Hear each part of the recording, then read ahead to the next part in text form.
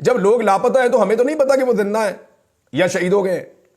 یعنی جو لوگ, یہ ڈیٹا تو حکومت نے دینا تھا نا کہ جناب اتنے بندے ہیں جو ہم نے گرفتار کیے ہیں, اس کے علاوہ ہمارے پاس کوئی نہیں ہے, یہ ان کے سارے نام ہیں, یہ نام ہم آپ کے ساتھ شیئر کر رہے ہیں, ان کے علاوہ آپ چیک کر لیں آپ کا کوئی بندہ ہمارے پاس نہیں ہے. تو پھر پاکستان تحریک انصاف ڈیٹا دیتی کہ جناب ہمارے اتنے بندے غائب ہیں. ابھی وہ کہہ رہے ہیں جی 100 سے زیادہ بندے ہمارے غائب ہیں. اب وہ جو بندے 100 سے زیادہ غائب ہیں, جو جیلوں میں بھی نہیں پتا چل رہا کہاں پہ, تھانوں میں بھی نہیں پتا چل رہا کہاں پہ, نہ وہ اپنے گھروں کو پہنچے ہیں, تو وہ بندے گئے کہاں پہ؟ اب اس کے بارے میں دو رائے ہیں, یا تو ان کو لاپتہ کر دیا گیا ہے, اغوا کر دیا گیا جبری طور پہ, یا پھر وہ شہید ہو گئے, ان کی لاشیں غائب کر دی گئی ہیں. اب ان چیزوں کو لے کر جب صحافی سوالات اٹھا رہے ہیں تو کیا غلط کر رہے ہیں؟ اب جب سوال کوئی اٹھاتا ہے تو اس کے اوپر جو ہے وہ کیس کیا جاتا ہے. مثال کے طور پہ میں آپ کو یہ بتاتا ہوں کہ پنجاب میں کیا ہوا اور اوورآل پاکستان میں کیا ہو رہا ہے. ڈی چوک میں شہادتوں کے حوالے سے بات کرنے پر اب تک پنجاب میں ایف آئی اے نے 30 سے زائد مقدمات درج کیے ہیں. یہ محمد عمیر صاحب ہیں, انہوں نے خبر دی ہے. 3 روز میں 1 درجن سے زائد گرفتاریاں ہو چکی ہیں اور کریک ڈاؤن ابھی تک جاری ہے. ڈی چوک احتجاج اداروں سے متعلق معاملات پر پروپیگنڈا یا خبریں دینے پر 90 مقدمات ہو گئے ہیں. ارکان پارلیمنٹ, صحافی, سوشل میڈیا ایکٹیوسٹ نامزد کیے گئے ہیں. 620 سوشل میڈیا اکاؤنٹس کی نشاندہی کی گئی ہے. 470 اس میں سے بیرون ملک سے آپریٹ ہو رہے ہیں. اسلام آباد سے 36, لاہور گجرانوالہ سے 11, فیصل آباد 9 اور پشاور میں 6 اور ملتان میں 4 مقدمات. اس طرح جناب یہ مقدمات درج کیے جا رہے ہیں. یہ ایک خوف کی فضا بن گئی ہے, یعنی عوام کو ڈرانے کی کوشش کی جا رہی ہے. جتنی محنت کی گئی تھی نا 9 مئی کے معاملے کو اٹھانے کے لیے, اس سے زیادہ محنت کی جا رہی ہے 26 نومبر کے معاملے کو دبانے کے لیے. لیکن میں نے ایک شعر آپ کو پہلے دن سنایا تھا, وہ میں آپ کو اب پھر سنا دیتا ہوں, اور یہ حقیقت ہے, اس سے کوئی کبھی نہیں بھاگ سکے گا, کہ قاتل نے کس صفائی سے دھوئی ہے آستین, قاتل نے کس صفائی سے دھوئی ہے آستین, اس کو خبر نہیں کہ لہو بولتا بھی ہے. تو جناب یہ خون کہیں نہ کہیں سے نظر آ جائے گا. جس کے اوپر ایک قتل آ جائے نا, وہ پھر بچتا نہیں ہوتا. 302 بڑی خوفناک چیز ہے.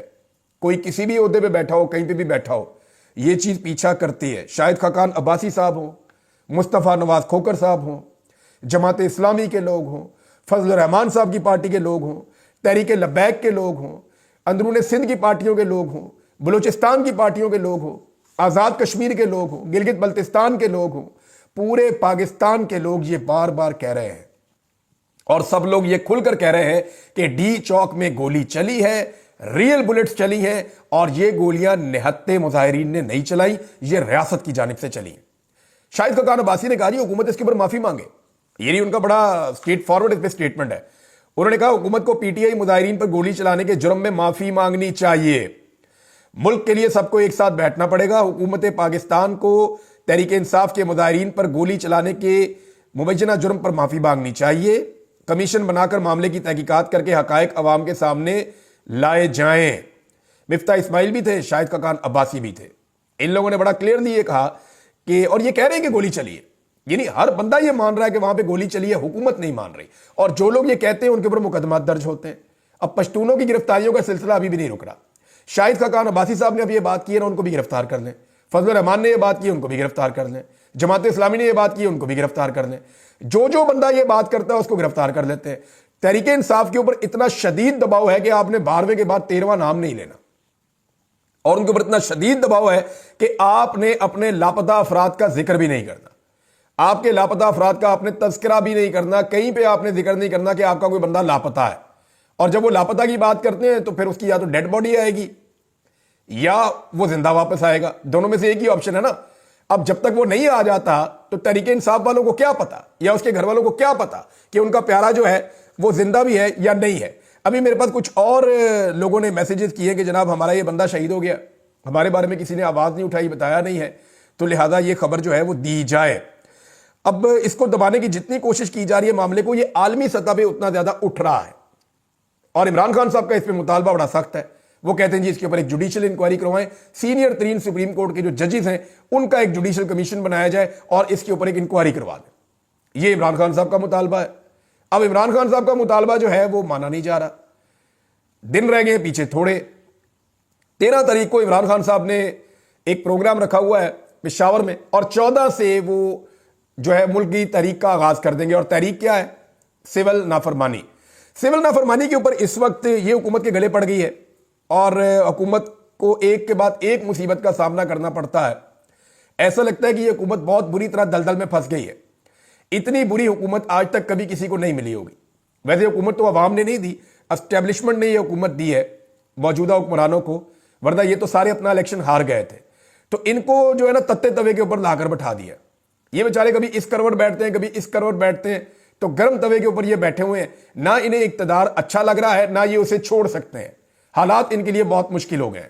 اب اگر عمران خان صاحب کی کال یعنی سول نافرمانی کی, اس کے اوپر میڈیا میں ایک پروپیگنڈا شروع کیا گیا ہے اور یہ کہا جا رہا ہے کہ شاید پی ٹی آئی ڈر گئی ہے, پی ٹی آئی کہہ رہی ہے کہ یہ نہیں ہو سکتا, بہت زیادہ بددلی پیدا ہو گئی ہے, پی ٹی آئی ڈیوائیڈ کا شکار ہوگی. آپ کو یاد ہوگا اس سے پہلے بھی بار بار یہ کہا گیا کہ عمران خان صاحب مائنس ہو چکے ہیں, پی ٹی آئی ڈیوائیڈ کا شکار ہو گئی ہے, بشرا بی بی جو ہے وہ بننے جا رہی ہے وعدہ معاف گواہ, علی امین گنڈا پور جو ہے وہ اسٹیبلشمنٹ کے آگے بک گیا ہے, فلاں جو ہے اس کے ساتھ یہ ہو گیا ہے, بیرسٹر گھور جو ہے وہ فلاں کے ساتھ کھیل رہے ہیں, اور جو عمر ایوب جو ہے وہ انہوں نے کسی کے ساتھ ہاتھ کر دیا ہے, اور پنجاب کی قیادت نے یہ بڑی گیمیں کی ہیں. پہلے پاکستان تحریک انصاف کو توڑنے کی 1,00,000 کوششیں ہوئی ہیں, لیکن جب تک عمران خان صاحب موجود ہیں تب تک اس جماعت کو کوئی توڑ نہیں سکتا. یہ بالکل ایک سمپل چیز ہے, کیونکہ عمران خان صاحب کی وجہ سے یہ جماعت ہے اور وہ اس جماعت کو ایک مضبوطی کے ساتھ انہوں نے پکڑا ہوا ہے, اور یہ سارے لوگ عمران خان کے ساتھ جڑے ہوئے ہیں. اب معاملہ یہ ہے کہ جنہوں نے ماضی میں جھوٹی خبریں چلائی تھی, جو ماضی میں یہ بھی کہتے تھے کہ پی ٹی آئی زیادہ 10-12 سیٹیں جیتے گی اور جو جیتے گی وہ بھی ساری دوسری جماعتوں میں شامل ہو جائیں گے, انہیں شرم بھی نہیں آئی کہ پاکستان تحریک انصاف نے پورے پاکستان میں سب سے زیادہ سیٹیں لے لی, آدھی سیٹیں چھین لی, پھر بھی وہ سب سے بڑی پولیٹیکل پارٹی آج بھی اس ملک کے اندر ہے. پارلیمنٹ کے اندر سب سے بڑی پولیٹیکل پارٹی ہے, آج بھی سب سے زیادہ نمبر ان کے ہیں. تو یہ تو حقیقت ہے نا, اس سے تو کوئی بھاگ نہیں سکتا اور بھاگنے کی گنجائش بھی نہیں ہے. اب دوبارہ سے وہی میڈیا اور انہی لوگوں کو استعمال کرتے ہوئے کہا جا رہا ہے کہ سول نافرمانی کی تحریک گلے پڑ گئی پی ٹی آئی کے, اور جناب یہ کامیاب نہیں ہوگی. لیکن میڈیا سے جعلی خبریں چلوانے کے باوجود میں آپ کو خبر دے رہا ہوں کہ حکومت اندر سے بہت زیادہ گھبرائی ہوئی ہے. اوورسیز پاکستانی جو پیسہ بھیجتے ہیں اس کی وجہ سے حکومت کا کافی نظام چلتا ہے, لیکن اگر اوورسیز پاکستانی جو پیسہ بھیجتے ہیں اس میں وہ کمی کر دیتے ہیں, یعنی وہ ضرورت کا پیسہ بھیجیں گے, چیزیں خریدنا بند کر دیں پاکستان میں, پراپرٹیز لینا فی الحال بند کر دیں پاکستان میں, یا اضافی پیسہ جو پاکستان میں وہ ٹرانسفر کرتے ہیں ہر مہینے مختلف ملکوں سے, اگر وہ پیسہ پاکستان میں ٹرانسفر کرنا اور بھیجنا بند کر دیتے ہیں تو ایسی صورت میں اس حکومت کے لیے بہت بڑا اکنامک مسئلہ پیدا ہو جائے گا. آئی ایم ایف بھی ان کی مدد نہیں کر پائے گا اگر تو وہ ایسا کر دیتے ہیں, اور عمران خان صاحب کی کال کے اوپر وہ یہ کر گزرے کوئی بعید نہیں ہے, وہ یہ کر بھی سکتے ہیں. حکومت کا ڈر بتا رہا ہے کہ حکومت کو لگتا ہے کہ یہ ہو جائے گا. اگلے مرحلے میں عمران خان صاحب اور کیا کر سکتے ہیں؟ عمران خان صاحب لوگوں کو کہہ سکتے ہیں حکومت کے واجبات ادا نہ کریں یا حکومت کے ساتھ کوآپریٹ نہ کریں. لوگ پہلے ہی بہت تنگ ہیں, ہر چیز کی قیمت 3-3 4-4 گنا ہو گئی ہے. لوگ تو لگتا ہے ایسی کسی کال کا انتظار کر رہے ہیں, اور اس کا امپیکٹ خیبر پختونخوا پورا ایک صوبہ ہے. کراچی جو ہے, کراچی حیدرآباد, یہاں کے لوگ ناکو ناک تنگ آ گئے ہیں. آپ کا جو اپر پنجاب ہے یا آپ کا جنوبی پنجاب ہے, یہاں پہ بھی لوگ, سینٹرل پنجاب میں آپ ڈنڈے ڈنڈے مار کے کچھ کر کے آپ لوگوں سے زبردستی بل لے لیں گے, لیکن آپ ہر جگہ نہیں لے پائیں گے. لاکھوں کی تعداد میں لوگوں کے میٹر نہیں کاٹے جا سکتے گیس کے اور بجلی کے. چند کوئی 2 درجن 4 درجن 6 درجن تو کاٹے جا سکتے ہیں, لاکھوں کی تعداد میں ایسا نہیں کیا جا سکتا, اور اتنی بڑی تعداد میں لوگوں کو گرفتار بھی نہیں کیا جا سکتا. اور یہ کوئی ایسا جرم بھی نہیں ہے جس میں آپ اٹھا کر لوگوں کو اندر لے جائیں گے اور آپ انہیں بند کر دیں گے اور لوگ ہمیشہ بند رہیں گے, ایسا نہیں ہوگا. اب یہ ممکن ہے عمران خان صاحب آنے والے دنوں میں جو عسکری صنعتی ادارے ہیں, یعنی فوج سے وابستہ جو صنعتی ادارے ہیں, ان کے بائیکاٹ کی ایک آلریڈی مہم چل رہی ہے, اور اس میں جس طرح کا رد عمل آ رہا ہے دونوں طرف سے, ایسا لگتا ہے کہ وہ مؤثر ہے. ایسا نہیں ہے کہ وہ مؤثر نہیں ہے یا اس کا کوئی فرق نہیں پڑ رہا, ضرور وہ مؤثر ہے. اسی وجہ سے دونوں طرف کے رد عمل آ رہے ہیں. ایک طرف کا یہ کہا جا رہا ہے کہ جناب یہ شہداء کے ساتھ زیادتی ہو رہی ہے, یہ ظلم ہو رہا ہے, یہ فوج کے جو صنعتی ادارے ہیں ان کا بائیکاٹ کرنے والے محب وطن نہیں ہیں. یعنی اگر کوئی بائیکاٹ کرتا ہے تو اس میں حب الوطنی کہاں سے آ گئی بیچ میں؟ بہرحال یہ فوج کے ساتھ لڑائی تو نہیں ہے نا, وہ مصنوعات نہیں خریدنا چاہتے لوگ, ٹھیک ہے ان کی مرضی ہے, صارفین کی خریدیں یا نہ خریدیں, لیکن ان کے خلاف ایک کمپین چل رہی ہے, اور وہ جو کمپین چل رہی ہے وہ ڈیلیبریٹلی چلائی جا رہی ہے. اب ہو سکتا ہے کہ آنے والے دنوں میں پاکستان تحریک انصاف یا عمران خان صاحب اس کمپین کو اون کر لیں. ابھی اس کا اتنا امپیکٹ ہے, اگر عمران خان صاحب اس کمپین کو اون کر لیتے ہیں تو اس کا امپیکٹ بہت زیادہ بڑھ جائے گا. یہ ناظرین اس حوالے سے 3 بڑی امپورٹنٹ خبریں تھیں, آزاد کشمیر کے حوالے سے, سانحہ 26 نومبر کے حوالے سے حکومت کتنی بوکھلاہٹ کا شکار ہے، اور نمبر 3 جو سول نافرمانی کی تحریک ہے وہ کس طرف لے کر جا رہی ہے۔ دوسری بات